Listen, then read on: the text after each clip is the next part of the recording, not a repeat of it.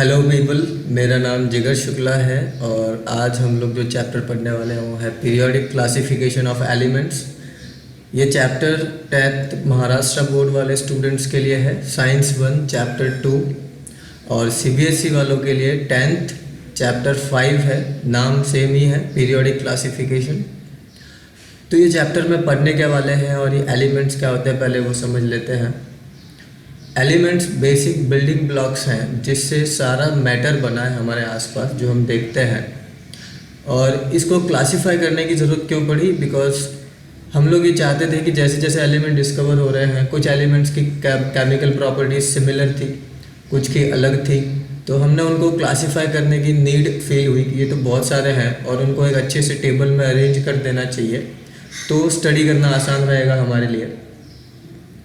तो इसीलिए काफ़ी टाइम से 1800 फर्स्ट ट्राई जो किया था वो 1812 में किया था, और तब से लगा के 1913 तक बहुत सारे लोगों ने कोशिश किया इसको क्लासिफाई करने का। और फाइनली जो हम आज फॉलो कर रहे हैं उसको मॉडर्न पीरियोडिक टेबल बोलते हैं, जो हेनरी मोजली ने दिया था 1913 में, जो अभी तक काफ़ी पॉपुलर है। Long form of periodic table भी बोलते हैं उसे। तो पीरियोडिक टेबल होती क्या है और आखिर क्यों चाहिए हमें, ये क्या ज़रूरत है इसकी? तो जैसा मैंने बोला कि एलिमेंट्स को हम लोगों ने केमिकल प्रॉपर्टीज़ के हिसाब से क्लासीफाई किया है, तो पीरियोडिक टेबल काफ़ी यूज़फुल हो जाता है हमारे लिए, क्योंकि हमें पीरियोडिक टेबल देखते ही समझ में आ जाता है कि सिमिलर एलिमेंट्स एक ही जगह पे हैं, बाकी के जो अनलाइक एलिमेंट्स हैं वो दूसरी जगह पर हैं। तो काफ़ी ईजी होता है हमारे लिए स्टडी करना इनको। इसके अलावा बहुत सारी इन्फॉर्मेशन भी मिलती है हमें उस टेबल को देख करके। अब जैसे कि टेबल है ये, तो टेबल हमेशा दो चीज़ों से मिलकर बनती है, ग्रुप्स और कॉलम्स। जो वर्टिकल अरेंजमेंट होती है हम उसे कॉलम बोलते हैं, और कॉलम को पीरियोडिक टेबल में हम लोग ग्रुप बोलने वाले हैं। और जो हॉरिजॉन्टल अरेंजमेंट्स होती है उसको हम लोग रोज बोलते हैं, और रो को हम लोग पीरियोडिक टेबल में पीरियड्स बोलने वाले हैं। तो ये तो हो गई टेबल की बात, और इनको क्लासिफाई क्यों करना है हमें वो समझ में आया। तो ये चैप्टर में आखिर क्या पढ़ने वाले हैं हम लोग, पूरा एक स्कोप बता देता हूँ। इस चैप्टर में हम लोग पूरे चैप्टर को मैंने 3 पार्ट में डिवाइड किया है।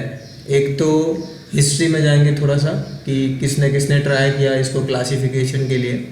बाद में हम लोग थोड़ा सा मॉडर्न पीरियोडिक टेबल के बारे में पढ़ेंगे, और फिर ट्रेंड्स चेक करेंगे इसमें कि ट्रेंड कैसे रहते हैं, कैसे एलिमेंट्स की केमिकल प्रॉपर्टीज चेंज होती है। जैसे हम पीरियोडिक टेबल में लेफ़्ट टू राइट जाएंगे तो क्या होगा, राइट टू लेफ़्ट जाएंगे तो क्या होगा, अपवर्ड जाएंगे तो क्या होगा, डाउनवर्ड जाएंगे तो ट्रेंड्स कैसे चेंज होंगे, एलिमेंट्स की केमिकल प्रॉपर्टीज़ में क्या क्या चेंजेस आएंगे वो हम लोग चेक करेंगे। और एक थोड़ा सा प्रैक्टिकल पार्ट है जो हम लोग क्लास में ही करने वाले हैं, वो मैं यहाँ वीडियो में उसको नहीं डाला मैंने। तो हमें 3 चीज़ें पढ़नी है, एक तो हिस्ट्री, थोड़ा सा मॉडर्न पीरियोडिक टेबल, और बाद में ट्रेंड्स। तो मैं शुरू मॉडर्न पीरियोडिक टेबल से करता हूँ। तो देखते हैं मॉडर्न पीरियोडिक टेबल में क्या क्या है। ये आपके सामने जो अभी डिस्प्ले हो रही है वो मॉडर्न पीरियोडिक टेबल है। उसमें 118 एलिमेंट्स को जगह मिल चुकी है अब तक। और जैसा कि आप देख सकते हैं कि टेबल थोड़ी सी अनयूजुअल है, जैसे हम लोग नॉर्मली टेबल देखते हैं वैसी नहीं है। बट इसमें भी आप देखें तो कॉलम्स और रोज़ हैं। तो जो रोज़ हैं उनको हम लोग पीरियड्स बोलते हैं। टोटल 7 रोज़ हैं इसमें अगर आप काउंट करें तो। और जो कॉलम्स है इसमें, जो कॉलम्स टोटल 18 हैं, उसको हमने ग्रुप नाम दिया है इसमें। और इनसे हमें कुछ पता भी चलता है, जैसे हर एक पीरियड जो है हमें नंबर ऑफ शेल के बारे में बताता है। जैसे फर्स्ट पीरियड में हाइड्रोजन और हीलियम 2 हैं। आप यहाँ कर्सर में जहाँ घुमा रहा वहाँ आप ध्यान दें, ये इधर हाइड्रोजन है और इसी के सामने यहाँ पे ये हीलियम है।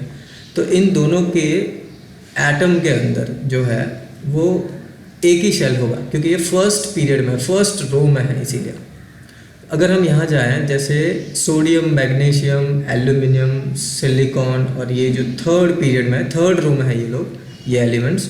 तो अगर हम इनके एटम को चेक करेंगे तो इनके एटम में 3 शेल्स मिलेंगे, जो हमें नंबर ऑफ पीरियड से पता चलेगा, बेसिकली रो नंबर से पता चलेगा। ग्रुप जो है वो हमें वैलेंस इलेक्ट्रॉन्स के बारे में बताता है। वैलेंस इलेक्ट्रॉन्स क्या, हमने वैसे 9th में ऑलरेडी पढ़ रखा है। वैलेंस इलेक्ट्रॉन मतलब आउटर मोस्ट शेल में कितने इलेक्ट्रॉन्स हैं, and also it is the combining capacity of the element as well. तो वैलेंसी जैसे ये फर्स्ट ग्रुप का जो पूरा का hydrogen, lithium, sodium, potassium, rubidium, caesium, francium, ये पूरा का ग्रुप, इन सब के आउटर मोस्ट शेल में एक ही इलेक्ट्रॉन होगा बिकॉज ये फर्स्ट ग्रुप से बिलोंग करते हैं। यहाँ पे ये 14th में है, लेकिन यहाँ पे इनके आउटर मोस्ट कॉलम में 4 इलेक्ट्रॉन रहेंगे। अच्छा, ये नंबर जो है ना, यहाँ से ये ट्रांजिशन मेटल्स है और इनका हिसाब मैंने बोला थोड़ा सा अलग चलता है, इनके 2 इनकम्प्लीट शेल होते हैं इस वजह से, तो वो हम लोग हायर स्टैंडर्ड में पढ़ेंगे जब आप जाएंगे तो अभी के लिए खाली इतना याद रखिए कि फर्स्ट वाले जितने भी हैं, फर्स्ट ग्रुप में जितने भी एलिमेंट हैं उनका 1 होता है, सेकंड में 2 वैलेंस इलेक्ट्रॉन होते हैं, 13 वाले में 3 होते हैं, फिर 4, 5, 6, 7 और इनके आउटर मोस्ट शेल कंप्लीट होता है, तो इसलिए इनको नोबल गैसेस बोलते हैं हम लोग। इसके अलावा पीरियोडिक टेबल, ये long form of periodic table है, मॉडर्न पीरियोडिक टेबल है जो हेनरी मोज़ली ने दिया था, 1913 में पब्लिश हुआ था ये एस ब्लॉक है। ग्रुप 1 और 2 को हम लोग एस ब्लॉक बोलते हैं। जो ट्रांजिशन मेटल हैं इनको हम डी ब्लॉक में क्लासीफाई किया, इसको डी ब्लॉक बोलते हैं।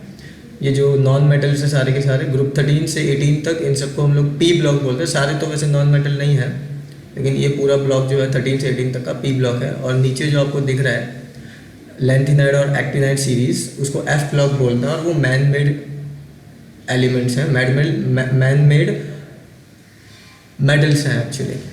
तो ये था हमारा मॉडर्न पीरियोडिक टेबल का स्ट्रक्चर कि कैसा होता है वो और किस तरह से ग्रुप्स और कॉलम्स में डिवाइड किया। शॉर्ट नोट पूछ सकते हैं एग्जाम में कि right a short note on structure of periodic table, तो आपको उसको स्ट्रक्चर बताना जो मैंने अभी एक्सप्लेन किया आपको। आगे जाते हैं तो वही चीज़ जो मैंने अभी एक्सप्लेन करी वही लिखिए कि ये जो मॉडर्न पीरियोडिक टेबल है इसको long form of periodic table बोलते हैं। हेनरी मोज़ली ने दिया था ये 1913 में। Row number is equal to period number which is also equal to number of shell in each atom. फिर column number is equal to group number and which is equal to number of valence electrons. ये हमने बात कर रखी है already. S block group 1 और 2 में, और इनके जो वैलेंस इलेक्ट्रॉन होते हैं वो 1 और 2 होते हैं और वो सारे के सारे मेटल्स होते हैं, सिर्फ हाइड्रोजन को छोड़ के। हाइड्रोजन को नॉन मेटल में क्लासीफाई किया हमने। डी ब्लॉक में 2 इनकम्प्लीट आउटर मोस्ट शेल होते हैं, इसीलिए इनको ट्रांजिशन मेटल्स भी बोलते हैं। ये बात वैसे हमने करी हुई पहले। और एफ ब्लॉक में 3 इनकम्प्लीट आउटर मोस्ट शेल होते हैं और उनको इनर ट्रांजिशन मेटल्स भी बोलते हैं। ये मैन मेड मेटल्स की बात हो रही है यहाँ पे जो एफ ब्लॉक में है। और जो पी ब्लॉक है उसमें 3 से 8 वैलेंस इलेक्ट्रॉन होते हैं, 3 to 8 वैलेंस इलेक्ट्रॉन होता है और उसमें metal, metalloid, non metal, halogens, noble gas, बहुत सारे एलिमेंट्स आते हैं उसमें। तो ये था मॉडर्न पीरियोडिक टेबल का स्ट्रक्चर। अब हम जाते हैं हिस्ट्री में थोड़ा सा कि ये जो मॉडर्न पीरियोडिक टेबल बनाई, ये जो आज हमारे सामने है, ये कैसे आई आखिर। तो सबसे पहली जो कोशिश की थी वो डॉबरीनर ने की थी। सर डॉबरीनर जो है उनका पूरा नाम जॉन वोल्फगैंग डॉबरीनर है। ये जर्मनी से है और जब इन्होंने क्लासीफाई करना चालू किया उस टाइम अराउंड 30 एलिमेंट्स नोन थे। इन्होंने क्या किया, इनको ट्राइड्स क्यों बोलते हैं कि इन्होंने 3-3 के ग्रुप में डिवाइड किया। इंक्रीजिंग एटॉमिक मास के हिसाब से इन्होंने जो एलिमेंट्स थे उस टाइम पे नोन, उनको 3-3 के ग्रुप में डिवाइड कर दिया और कुछ इस तरह से किया कि जो फर्स्ट एलिमेंट है और जो थर्ड एलिमेंट है उसका जो एवरेज आएगा वो सेकंड एलिमेंट के बराबर आएगा, रफली, नॉट एग्जैक्टली। मतलब अप्रॉक्सीमेटली अगर हम बेसिकली फर्स्ट एलिमेंट के मास को और थर्ड एलिमेंट के मास को अगर हम ऐड करके 2 का डिवाइड लगाएं यानी कि एवरेज निकालें तो वो रफली इक्वल होगा सेकंड एलिमेंट के। और इसी को इन्होंने ट्राइड बोला, नाम दे दिया इन्होंने। इन 3 एलिमेंट्स के ग्रुप को इन्होंने ट्राइड्स बोला, इसीलिए हम इसको डॉबरीनर्स ट्राइड बोलते हैं। तो अजम्पशन खाली इनको ऐसा लगा कि जो केमिकल प्रॉपर्टीज़ हैं they are dependent upon the atomic mass, लेकिन हमको पता है कि chemical properties are dependent upon not mass, they are dependent upon atomic number. ये बात हमको पता है ऑलरेडी, हमने पढ़ रखी है, 9th में पढ़ा था हमने। तो इससे मॉडर्न पीरियोडिक लॉ भी बनता है, वो वैसे मैंने बताया नहीं उस टाइम पे, चलो अभी याद आया, अभी बता देता हूँ। मॉडर्न पीरियोडिक लॉ क्या अजम्पशन करता है, वो ये अज्यूम करता है कि जो एलिमेंट की केमिकल प्रॉपर्टीज़ होगी वो उसका एटॉमिक नंबर डिसाइड करेगा। अब एटॉमिक नंबर क्या है? एटॉमिक नंबर मतलब the chemical properties of element is the periodic function of their atomic number। मतलब कोई एलिमेंट कैसा होगा, जैसे हाइड्रोजन कैसे पता चला कि हाइड्रोजन है, तो उसमें 1 प्रोटॉन था इसलिए हमको पता चला कि हाइड्रोजन है। कैसे पता चला कोई एटम जो है वो कैल्शियम का है, तो उसके अंदर 20 प्रोटॉन्स थे, तो उससे हमें पता चला कि ये एटम जो है वो कैल्शियम का है। And so on. तो बेसिकली हमें एलिमेंट की केमिकल प्रॉपर्टीज़ प्रोटॉन से पता चलती है, जो हमको आज पता है, लेकिन उस टाइम पे इनको लगता था कि भाई एटॉमिक मास ही जो है वो उनके केमिकल प्रॉपर्टीज़ को डिसाइड करता है। तो इसलिए इन्होंने इंक्रीजिंग एटॉमिक मासेस के हिसाब से उनको लिस्ट आउट कर दिया 3-3 के ग्रुप में। तो यहाँ पे मैंने कुछ ट्राइड्स लिखे हैं, एग्जाम्पल्स हैं। तो एग्ज़ाम पॉइंट ऑफ व्यू से अगर आप देखें तो ट्राइड्स पूछते हैं वो लोग कि गिव एनी 1 एग्जाम्पल और 2 एग्जाम्पल ऑफ डॉबरिनर्स ट्राइड्स। तो याद रखने के लिए मैं एक सिंपल सी ट्रिक बनाई है, वो आप सिंबल पे ध्यान रखिए। यहाँ पे ये जो सिंबल्स हैं ये देखिए, तो लीना के सीए सर बार में बैठे थे, ये ट्रिक है याद रखने के लिए। तो इससे आपको 2 इनके जो ट्राइड्स हैं वो याद हो जाएंगे। फिर से बता रहा हूँ, लीना के सीए सर बार में बैठे थे। अभी दारू पी रहे क्या कर रहे हैं वो सब अपने को अज्यूम नहीं करना है, याद रखने की ट्रिक है। तो एंजॉय करो और याद रखो इसको, ठीक है। तो ये था डॉबरिनर्स की ट्राइड। आगे जाते हैं। अब इन्होंने जो ट्राइड्स दी थी वो ज़्यादा यूज़फुल नहीं थी, क्योंकि हम देखें कि हमको तो पता है कि जो केमिकल प्रॉपर्टीज़ हैं वो तो एटॉमिक नंबर से डिसाइड होता है, और इन्होंने तो एटॉमिक इंक्रीजिंग एटॉमिक मास के हिसाब से डिसाइड कर रखा है। तो फिर ऐसे तो नहीं चलेगा ना, तो इनके कुछ लिमिट्स भी हैं ऑब्वियसली। तो सारी की सारी उस टाइम कुछ 30 मैंने बोला एलिमेंट्स जो हैं वो कुछ डिस्कवर हो गए थे उस टाइम तक, और उनमें से इन्होंने कुछ ही ट्राइड्स, जो इन्होंने क्या रूल बनाया था कि भाई इंक्रीजिंग एटॉमिक मास में मैं लिस्ट आउट कर रहा हूँ, और जो सेकंड एलिमेंट होगा वो फर्स्ट और थर्ड का अप्रॉक्सीमेटली एवरेज होगा। तो वो रूल तो फॉलो नहीं कर रहे थे, वो कुछ ही एलिमेंट, खाली कुछ ही ट्राइड्स को आइडेंटिफाई कर पाए, बाकी के जो ट्राइड्स थे वो डॉबरिनर के रूल को ओबे ही नहीं कर रहे थे। तो इसलिए ये क्लासिफिकेशन ज़्यादा यूज़फुल नहीं था। तो लिमिट्स कभी पूछा 1 मार्क्स के लिए तो पूछेगा, बाकी तो ज़्यादा इतना इंपॉर्टेंट है नहीं एग्जाम पॉइंट ऑफ व्यू से। उसके बाद में आए थे न्यूलैंड्स। हाँ, तो न्यूलैंड ने ऑक्टेव दिए थे, तो इसीलिए हम इसको लॉ ऑफ ऑक्टेव बोलते हैं। ये आए थे 1866 में। न्यूलैंड वो इंग्लिश साइंटिस्ट थे, और उन्होंने एलिमेंट को इंक्रीजिंग एटॉमिक मास में ही क्लासीफाई किया था, लिस्ट आउट किया था। क्योंकि मैंने बोला कि हमको अभी पता है, पहले पता नहीं था। पहले सब लोग यही मानते थे कि मास जो है वही उनके पीरियोडिक, वो इनका केमिकल प्रॉपर्टी डिसाइड करता है, इसीलिए। तो इनका पूरा नाम है जॉन न्यूलैंड्स। तो इन्होंने ऑक्टेव, क्योंकि ये म्यूज़िक लवर थे, ऑक्टेव आपने सुना होगा म्यूज़िक में भी होते हैं, वो सा रे गा मा पा ध नी सा। तो वापस सा जो है वो रिपीट हुआ, तो इनको लगा कि एवरी 8th एलिमेंट जो है वो सेम केमिकल प्रॉपर्टी शो करेगा। तो इन्होंने हाइड्रोजन से स्टार्ट किया और थोरियम पे एंड हो गए। 56 एलिमेंट था, वो 56 था उस टाइम पे, कुछ 56 एलिमेंट्स नोन थे। तो उन्होंने जो वो उनको लिस्ट आउट कर दिया 8/7 में। तो उनको ऐसा लगा कि भाई हर एक 8th एलिमेंट जो उनका केमिकल प्रॉपर्टी सेम होता है फर्स्ट वाले से, जैसा वो सा, और सा पहले भी आता है और सा बाद में भी आता है, अगर हम म्यूज़िकल ऑक्टेव्स की बात करें तो उन्होंने अभी वैसा ही किया था। तो उन्होंने इनको जो है म्यूज़िक के साथ में कंपेयर करके लॉ ऑफ ऑक्टेव बना दिया। और ये उन्होंने कुछ उनकी पीरियोडिक टेबल है, जो इन्होंने जो लिस्ट दी थी, जो टेबल बनाई थी, वो आप देख सकते हैं। हाइड्रोजन जो है वो स्टार्ट हो रहा है, और यहाँ पे इस तरह से उन्होंने 56 एलिमेंट्स को लिस्ट लगा दी। तो ज़्यादा कुछ इतना शॉर्ट नोट्स पूछ सकते हैं, बट कम ही आता है ये, बट ठीक है, याद रखना इसको। अब एक क्वेश्चन आता है इसमें, तो आगे और भी है। तो लिमिट्स क्या है न्यूलैंड ऑक्टेव्स की, यानी कि इन्होंने जो, अब हमको पता है कि कुछ केमिकल प्रॉपर्टीज़ पे ज़्यादा इन्होंने ध्यान दिया नहीं है, ऐसे ही लगा दिया। ये जो लॉ था इनका खाली कैल्शियम तक ही चल रहा था, पहली लिमिट यही है। देखो, हम अगर हाइड्रोजन से जाएं तो हाइड्रोजन के बाद फ्लोरीन की सेम प्रॉपर्टी है, दोनों नॉन मेटल है, फिर क्लोरीन भी बराबर है। यहाँ पे लिथियम सोडियम पोटेशियम बराबर है, यहाँ पर बेरिलियम मैग्नीशियम कैल्शियम बराबर। लेकिन उसके बाद देखो बोरॉन एल्यूमिनियम और क्रोमियम, ये काफ़ी अलग हो जाते हैं। यहाँ पे देखो फिर कोबाल्ट और निकल आ जाता है, ये 3 नॉन मेटल हैं। हाइड्रोजन, फ्लोरीन और क्लोरीन तीनों जो है वो नॉन मेटल है, लेकिन उसके बाद कोबाल्ट और निकल आ गया जो कि मेटल्स हैं। तो ये खाली कैल्शियम तक चला इनका लॉ, उसके बाद नहीं चला, तो ये इनकी लिमिट है एक। फिर हम देखें तो उन्होंने ये अज्यूम कर लिया था कि 56 एलिमेंट ही कंटिन्यू करेंगे, एग्जिस्टेंस में रहेंगे, उसके बाद कभी भी कोई नई डिस्कवरी नहीं होगी। लेकिन हमको तो पता है 118 एलिमेंट अभी तक डिस्कवर हो गए, और शायद 2 और हो गए, कुछ लोग बोल रहे हैं 120 हो गए हैं। तो इनकी ये अजम्पशन तो फिर चली नहीं, तो ये भी एक लिमिट है इनकी। उन्होंने क्या किया कि कुछ लाइक एलिमेंट्स को सेम स्लॉट में डाल दिया, अनलाइक एलिमेंट्स को सेम स्लॉट में डाल दिया, और लाइक एलिमेंट्स को अलग अलग डाल दिया। जैसे देखो यहाँ पे कोबाल्ट और निकल को यहाँ फ्लोरीन क्लोरीन हाइड्रोजन के साथ में डाल दिया है ना। तो ये लाइक थे। यहाँ पे एग्जांपल भी हैं, जैसे देखिए हमने कोबाल्ट और निकल की बात करें तो इनको उन्होंने क्लोरीन और फ्लोरीन के कॉलम में डाल दिया, एग्जाम्पल है, तो एग्जाम्पल याद रखना है। फिर जो ब्रोमीन था, जो कि जिसकी डिफरेंट प्रॉपर्टीज़ हैं एलिमेंट, आयरन को काफ़ी अलग डाल दिया। ये आयरन जो ये कोबाल्ट निकल के साथ में यहाँ पे होना चाहिए, लेकिन ये यहाँ सल्फर और ऑक्सीजन के साथ में आ गया। तो ये जो थी इनके लिमिट्स है, 3 लिमिट्स हमें याद रखने हैं कि एक तो लॉ जो था वो कैल्शियम तक ही काम कर रहा था, और उन्होंने ये अज्यूम किया था कि 56 एलिमेंट्स ही कंटिन्यू करेंगे, एग्जिस्टेंस में रहेंगे, जबकि ऐसा है नहीं। और लाइक एलिमेंट्स को अलग अलग डाल दिया, अनलाइक एलिमेंट्स को सेम स्लॉट में डाल दिया। तो ये भी इनकी लिमिट्स हैं। अच्छा, एक और क्वेश्चन पूछते हैं वो लोग कि फाइंड डॉबरीनर्स ट्रायड इन न्यूलैंड्स ऑक्टेव। तो न्यूलैंड ऑक्टेव में एक डॉबरीनर की ट्रायड है, छुपी हुई है कहीं पे, आपको मिली क्या? मैं आपको पॉज करके देख लो, नहीं तो मैं बता देता। ये यहाँ पे हाईलाइट हो गई है, देखो, लिथियम, सोडियम और पोटेशियम। ये एक ट्रायड है जो न्यूलैंड ऑक्टेव में भी देखने को मिलती है। ये कोइंसिडेंस था।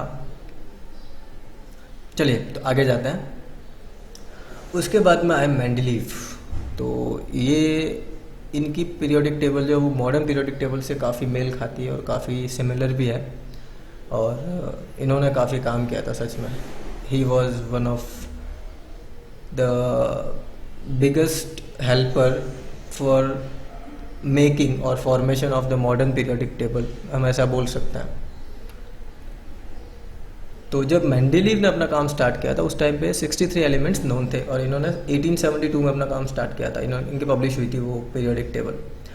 मेंडलीव की जो पीरियोडिक टेबल है उसमें 8 वर्टिकल कॉलम थे और 6 हॉरिजॉन्टल रोज थी, जिनको हम लोग पीरियड बोलते हैं। ये सेम ही है जैसे अब मॉडर्न पीरियोडिक टेबल में था, वैसा ही इन्होंने नाम तो दिए थे इनके। ग्रुप 1 से 7 थे और उनको फर्दर सब ग्रुप में डिवाइड किया था, ए और बी। वो हम अभी पीरियोडिक टेबल देखेंगे तो हमको पता चलेगा कैसे सब ग्रुप में डिवाइड किया था इन्होंने। लाइक एक ही बॉक्स है और उसमें 2 एलिमेंट्स को उन्होंने ए और बी में करके क्लासीफाई किया था। उस टाइम पे जो एलिमेंट इन्होंने अरेंज किए थे, इन्होंने एटॉमिक मास के हिसाब से किए थे, क्योंकि जैसा कि मैंने बोला हमको आज पता है कि एटॉमिक नंबर से केमिकल प्रॉपर्टी डिसाइड होती है, लेकिन उस टाइम पे लोग यही मान के चल रहे थे कि एटॉमिक मास से ही केमिकल प्रॉपर्टी डिसाइड होती है। रीज़न क्या था? क्या आप में से कोई सोच के बता सकता है मुझे? मैं कमेंट सेक्शन में चेक करूंगा, देखते हैं किसका दिमाग चलता है कि आखिर इनको ऐसा क्यों लगा कि केमिकल प्रॉपर्टी एटॉमिक मास से डिसाइड होती है, ना कि प्रोटॉन नंबर ऑफ प्रोटॉन से। और फिर भी इनकी जो मॉडर्न पीरियोडिक टेबल थी, इनकी जो मेंडलीव की जो पीरियोडिक टेबल थी, वो मॉडर्न पीरियोडिक टेबल से काफ़ी मेल खाती थी। ऐसा क्यों था? मैंने जो पूछा, आई होप आपको समझाओ, नहीं समझा तो क्लास में पूछ लेना मुझे। इन्होंने पीरियोडिक लॉ जो फॉर्मुलेट किया था, जिसको मेंडलीव्स पीरियोडिक लॉ बोलते हैं, तो उन्होंने ऐसा बोला था that the properties of elements are the periodic function of their atomic masses. मतलब इनकी जो केमिकल प्रॉपर्टी डिसाइड होगी वो उनके एटॉमिक मास से होगी। लेकिन हमको पता ऐसा नहीं है, क्योंकि हमने मॉडर्न पीरियोडिक लॉ पढ़ रखा है। हमको पता है that the properties of elements are periodic function of the atomic number, not the atomic mass. जब नोबल गैस डिस्कवर किए गए तो उनको मेंडलीव पीरियोडिक टेबल में बिना किसी दूसरे एलिमेंट की पोजीशन को छेड़खानी किए, उनको हटाए, हमने वहाँ पे प्लेस कर दिया। ऐसा क्यों कर पाए? बिकॉज मेंडलीव को पता था कि हमेशा 63 एलिमेंट्स ही डिस्कवर नहीं होने वाला, और भी नए एलिमेंट डिस्कवर होंगे, 63 नहीं रहने वाले। इन्होंने तो इवन कुछ एलिमेंट्स को प्रेडिक्ट भी किया था। तो ये इनके अचीवमेंट्स हैं, हम बोल सकते हैं, या मेरिट्स बोल सकते हैं। तो इसी में से, इसी शॉर्ट नोट में से हम लोग मेरिट्स भी पूछते हैं कभी एग्जाम में, तो ध्यान रखना। तो ये है मेंडलीव पीरियोडिक टेबल। तो देखो इसने कैसे ग्रुप्स और कॉलम्स में डिवाइड किया, और सब ग्रुप है, देखो ए और बी किस तरह से डिवाइड किया। वैसे इसको याद रखने की ज़रूरत नहीं है, एग्जाम में नहीं आने वाला है।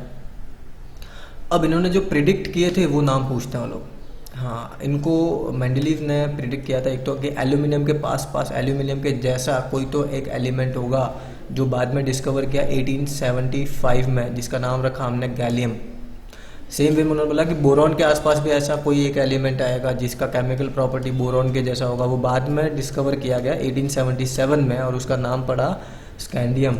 और सेम वे में उन्होंने बोला था कि सिलिकॉन के पास में भी, यानी एका सिलिकॉन यानी लाइक सिलिकॉन, बोरॉन, एका बोरॉन मतलब लाइक बोरॉन, बोरॉन के आसपास, या तो उसको बाद में डिस्कवर किया गया जो सिलिकॉन के जैसा था, जर्मेनियम, जो कि 1886 में डिस्कवर किया गया।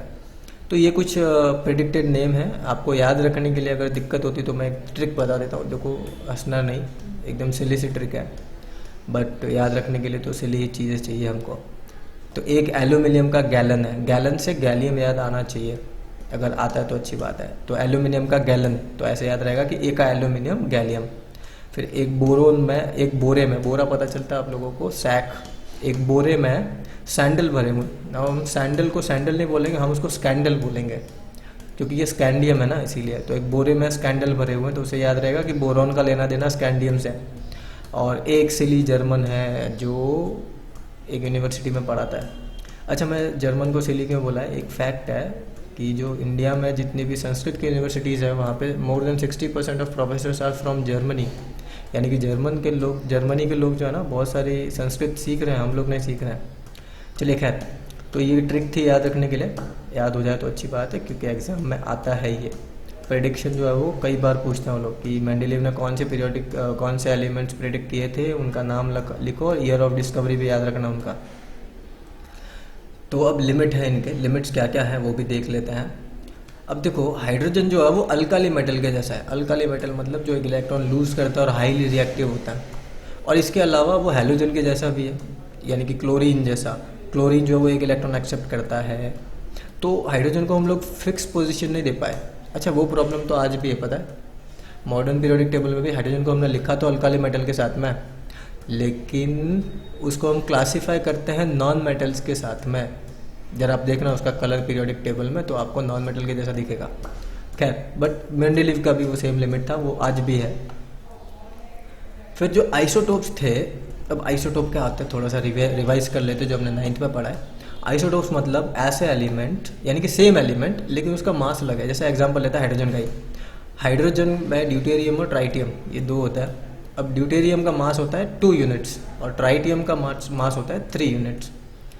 तो अब परेशानी क्या है कि ये तीनों ही हाइड्रोजन, जिसमें एक प्रोटॉन होगा तो भी हाइड्रोजन है, एक प्रोटॉन और एक न्यूट्रॉन होगा तो ड्यूटेरियम है, पर एलिमेंट तो हाइड्रोजन ही है, ये इसका आइसोटोप है खाली। और अगर एक प्रोटॉन और 2 न्यूट्रॉन हुआ तो इसका मास हुआ 3 यूनिट, लेकिन फिर है ये भी हाइड्रोजन। तो इन तीनों को एक ही जगह पे लिखना चाहिए। लेकिन मेंडलीव ने तो पीरियोडिक लॉ क्या बनाया है, the chemical properties of the element is the periodic function of the atomic मास। तो अब इसके हिसाब से जो हाइड्रोजन है वो तो हाइड्रोजन जिसमें एक ही प्रोटॉन है, वो एटम तो हाइड्रोजन के साथ में क्लासीफाई हो जाएगा। लेकिन जो ड्यूटेरियम है वो हीलियम के साथ क्लासीफाई हो जाएगा, और जो ट्राइटियम है वो लिथियम के साथ क्लासीफाई हो जाएगा। तो ये तो एक लिमिट हुई ना इसकी। तो हम आइसोटोप्स को यहाँ पे हम पोजीशन नहीं दे पाएंगे, फिर तो पीरियोडिक टेबल में फिर हम परेशानी हो जाएगी हमारे लिए कि कहाँ रखें इनको। अच्छा, वो लिमिट अभी है क्या मॉडर्न पीरियोडिक टेबल में, जरा मुझे सोच के बताना, कमेंट में मैं वेट करूँगा। At certain places an element of higher atomic mass has been placed before an element of lower mass. मतलब कहीं पे किसी का मास ज़्यादा होके भी उसको पहले लिख दिया था, जैसे कोबाल्ट को निकल के पहले लिख दिया था इन्होंने। अब ये इन्होंने कुछ सोच के किया होगा, लेकिन बेसिकली इन्होंने अपना ही पीरियोडिक लॉ फॉलो नहीं किया, क्योंकि इन्होंने बोला था एटॉमिक इंक्रीजिंग एटॉमिक मास में लिखना था इनको, तो वो नहीं कर पाए। तो ये लिमिट है इनकी। और कुछ एलिमेंट ऐसे थे जिनकी डिफरेंट प्रॉपर्टीज़ थी, फिर भी उनको सेम सब ग्रुप में डाल दिया था। जैसे कि मैग्नीज और ब्रोमीन दोनों को एक ही जगह पे डाल दिया। मैग्नीज हमको पता है मेटल है, और ब्रोमीन जो वो हैलोजन है, और उनको हमने एक ही सब ग्रुप में डाल दिया था। तो ये भी मेंडलीव की एक लिमिट थी, पीरियोडिक टेबल की एक लिमिट थी। तो ये एग्जाम में आता है, काफ़ी इंपॉर्टेंट है। लिमिट्स भी याद रखना है, मेरिट्स भी याद रखने हैं, और शॉर्ट नोट पूछा तो भी याद रखना है। 3 तरह के क्वेश्चन बन सकते हैं इसके ऊपर, मेंडलीव पीरियोडिक टेबल के ऊपर। तो इसी के साथ हिस्ट्री जो है वो हमने ख़त्म होती है। इसके बाद तो हेनरी मोजला आया 1913 में, और हमने वो ऑलरेडी पढ़ रखा है। मॉडर्न पीरियोडिक टेबल हमने पढ़ रखी है। अब मैं जस्ट थोड़ा सा तुम्हें मॉडर्न पीरियोडिक टेबल के बारे में और थोड़ी सी डिटेल देता हूँ कि नाम खाली याद रखने अपने। जैसे ग्रुप 1 जो है इसको अल्काली मेटल्स बोलते हैं, तो एक खाली इनके फिर प्रॉपर्टीज तो अपने को नहीं है सिलेबस में, छोड़ दो इनको। ग्रुप 2 जो है वो एल्केलाइन अर्थ मेटल्स हैं, उनको एल्केलाइन। ग्रुप 2 का नाम क्या है, तो एल्केलाइन अर्थ मेटल। ये इसलिए याद रखना है क्योंकि टेक्स्ट बुक में कई बार ये नाम यूज़ किए जाते हैं, तो मैं खाली नाम बता रहा हूँ तुम्हें, और उनकी पोजीशन देख लो एक बार अच्छे से।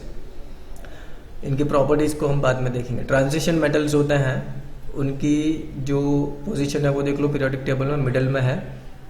फिर बेसिक मेटल्स होते हैं, उनकी पोजीशन देख लो, ये वहाँ पे सीडी के जस्ट नीचे की तरफ है, सीडी जैसा दिख रहा है। ये सेमी मेटल्स या मेटालॉइड बोलते हैं इनको। ये पोजीशन देख लो इनकी पीरियोडिक टेबल में किधर है। फिर ये नॉन मेटल्स हैं। अब इसके साथ में देखो हाइड्रोजन को क्लासीफाई किया मैंने, ये एरो आप देखते रहो ध्यान से, ये जो एरो मैंने मारे हैं वो, इनकी प्रॉपर्टीज़ हम लोग बाद में चेक करेंगे। फिर हैलोजेंस जो रहते हैं वो 17th ग्रुप है पूरा का पूरा, उनको हम हैलोजेंस बोलते हैं। और लास्ट में है अपना